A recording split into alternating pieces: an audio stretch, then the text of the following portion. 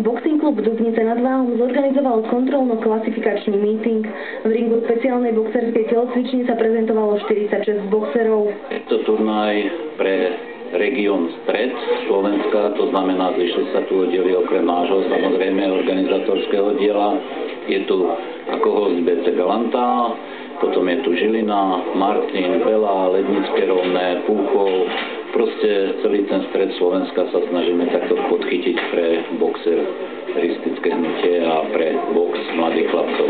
Myslím si, že účasť je veľmi dobrá a prečí aj niektoré turnaje organizované Slovenskou asociáciou boxerov amatérov. Účasť na turnaji nebola obmedzená vekom ani pohlavím. Organizátori boli spokojní s účasťou aj kvalitou turnaja.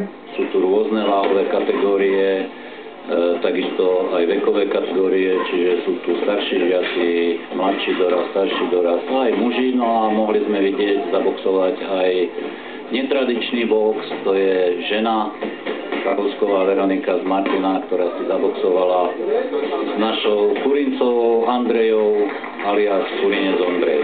Keďže v Dubnici je veľa nadšencov boxu, ako aj samotných boxerov, podobný turnaj sa na Považi nekonal po prvýkrát. My takéto turnaje organizujeme v podstate v určitých časových intervaloch. Okrem toho sa zúčastňujeme turnajov, ktoré organizuje Slovenská asociácia boxerov amatérov.